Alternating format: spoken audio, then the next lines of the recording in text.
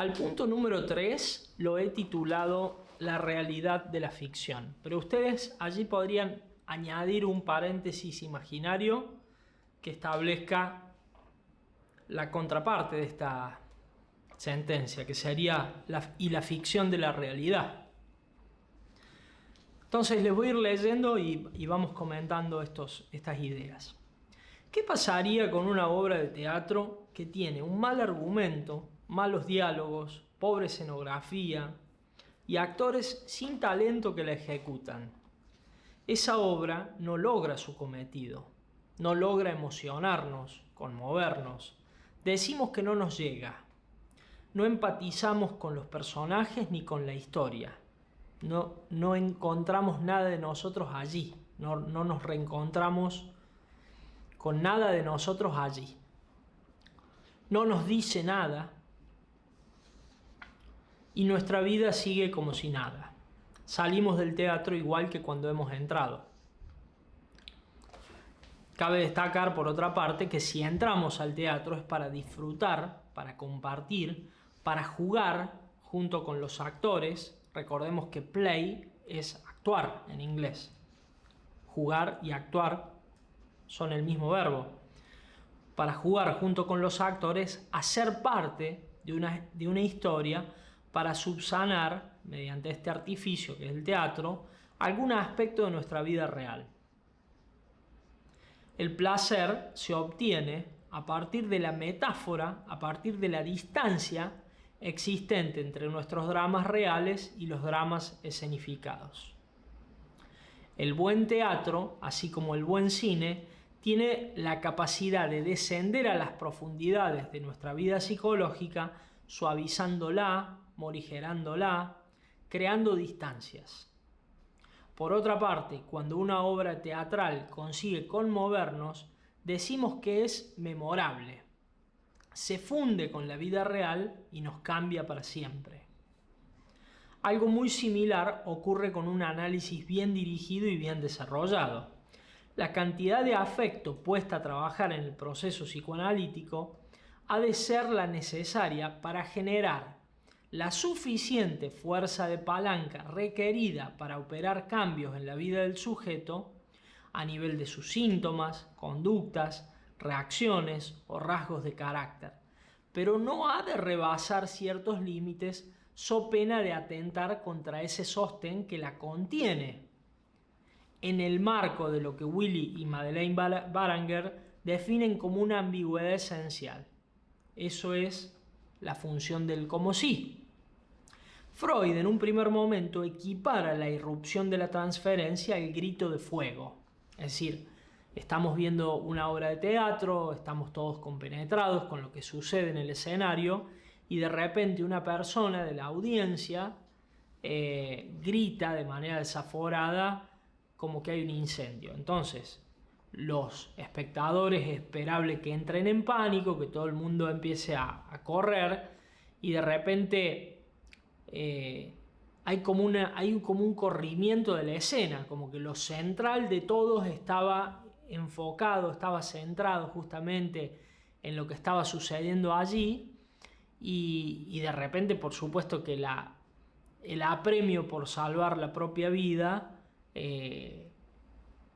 hace una caída del telón y hasta los propios actores y todos van a buscar huir de ese peligro, independientemente de lo que le suceda a los personajes en esa obra. Entonces, este quiebre de la escena es el ejemplo que Freud da para expresar cómo se le presentó a él en primera instancia este tema de la transferencia, ¿no? Ahora bien, yo voy a plantear aquí una hipótesis, ¿no? Porque voy a decir que eso que a priori parecía una ruptura, parecía un contratiempo, un invitado no esperado, recibido a regañadientes, Freud va a tener la plasticidad y la apertura emocional, intelectual suficiente para integrarlo al trabajo psicoanalítico, para reinsertarlo como parte del trabajo asociativo, porque lo que va a lograr hacer, fíjense qué interesante, es un regreso a algo que ya hemos visto anteriormente cuando Freud desestima la teoría del trauma. Primero también aparece este ánimo de frustración en él, esta idea de que sus investigaciones lo estaban llevando por un camino erróneo, y luego, poquito a poco, advierte lo que hay de fantasía en la base de los síntomas y de que esta idea de las histéricas me engañan o mis histéricas me mienten, en realidad dista de cómo vivencia efectivamente su paciente este dolor psíquico, que tiene que ver con algo de lo ficcional y de la fantasía, pero que es sentido con una carga afectiva enorme por parte del paciente y efectivamente padecido este dolor psíquico. Entonces, yo creo que aquí va a suceder algo muy similar, ¿no? Lo reinserta como parte del trabajo asociativo porque logra una vez más relativizar los conceptos de realidad y ficción. Ni ha de tomarse tan en serio las demandas de amor, ni ha de quitarle realidad a lo que sucede en la obra. En efecto, Freud se pregunta esto en puntualizaciones. ¿Qué hay de real en la ficción? Fíjense qué interesante cómo lo plantea. ¿Acaso de hecho no cabe llamar real al enamoramiento que deviene manifiesto en la cura analítica? Es más, va a entender que el grito de fuego es la reacción específica de esa persona que encontró para olvidar que es un teatro, porque lo que encuentra en ese teatro es más real que la realidad misma. Entonces, se dispone a poner todas las barreras y resistencias de su vida de vigilia a trabajar para evitar el encuentro con sus fantasías y conflictos inconscientes que se están escenificando.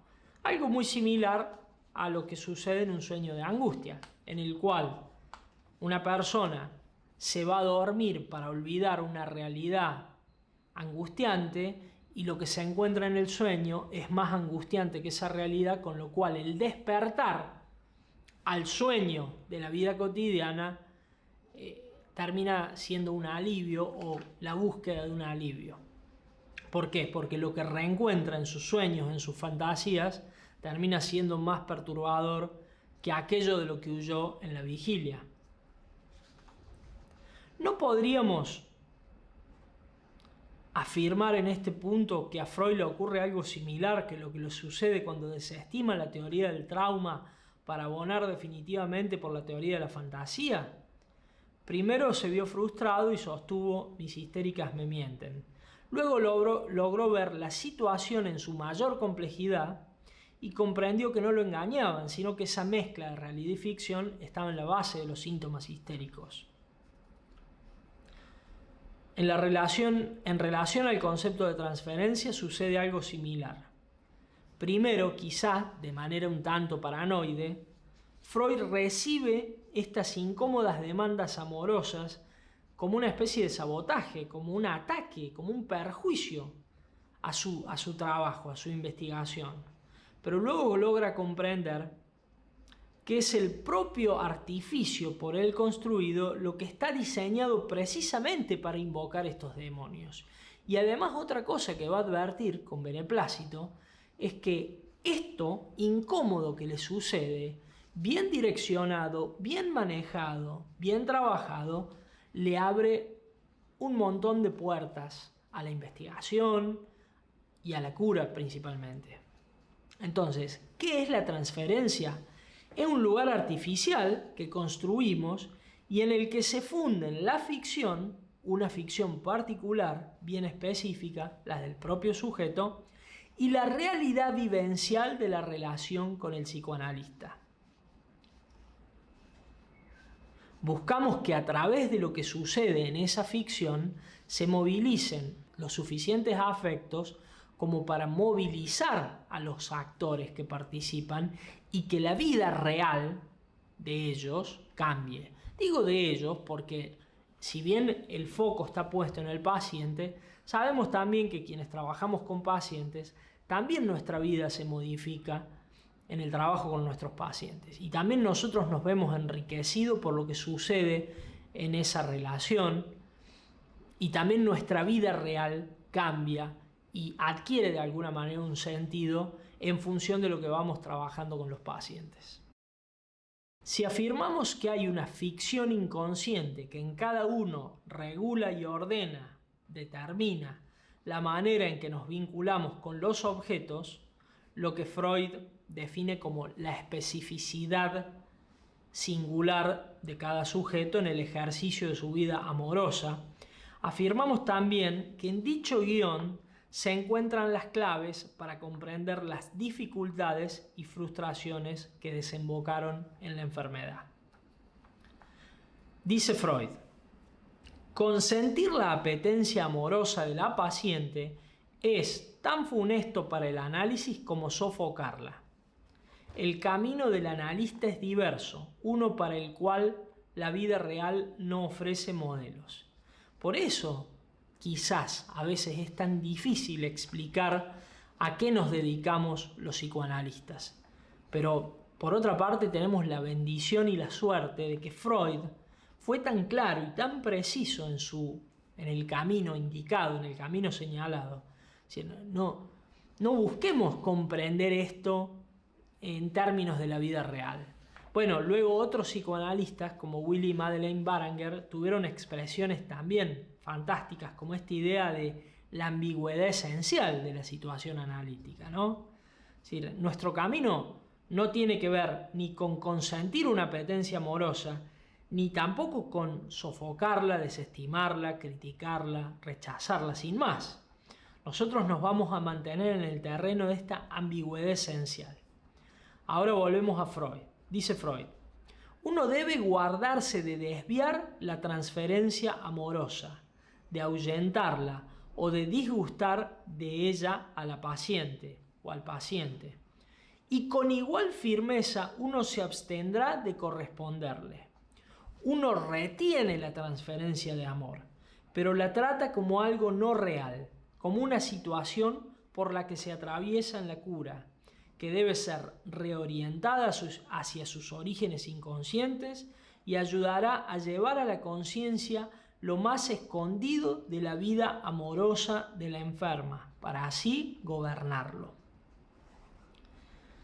En Esquema del psicoanálisis, Freud señala que la transferencia es el genuino resorte de la cooperación del paciente en el trabajo analítico. Es decir, que no podríamos prescindir para poder trabajar de un instrumento tan necesario y tan valioso como aquello que impulsa toda la voluntad de curarse, de saber, de comprender, de restablecerse del paciente. La analizabilidad, punto número 1, está directamente vinculada con esta aptitud. Si lo planteamos desde una perspectiva lacaniana, quizá podamos expresar que esto tiene que ver con la capacidad de metáfora. Hablar de la función del como si, del dale que en los niños, de esta capacidad de poner una distancia entre una realidad efectiva y una realidad que se opera como una ficción. Hacemos de cuenta que vos sos mi madre, que vos sos mi padre, que vos sos... Hacemos de cuenta que este odio que siento por ti, este rechazo, esta idea de que me vas a juzgar, de que me estás acusando, hacemos de cuenta de que es real. ¿Por qué? Hacemos de cuenta porque la tengo que vivenciar para saber que está en mí. Tengo que saber que está en mí la voluntad de agradar. Tengo que saber que está en mí la voluntad de encontrar una aprobación en ti. Tengo que saber que está en mí la culpa que me hace sentirme perseguido y que me estás acusando y que me estás juzgando. Tengo que saber que está en mí todo eso, porque está en mí. Y no solo que está en mí, sino que está en mí de una manera muda, de una manera patológica, que está en mí engendrando pestilencias como los síntomas o formas de carácter inadecuadas o insalubres, pero también tengo que saber que no eres tú realmente, efectivamente, quien generas todas esas cosas que están en mí, pero a la vez tengo que sentir por ti la suficiente cantidad de afecto como para que tú seas el soporte de todas estas cosas que me suceden. Entonces, esto es lo que va aprendiendo Freud en el trabajo con la transferencia.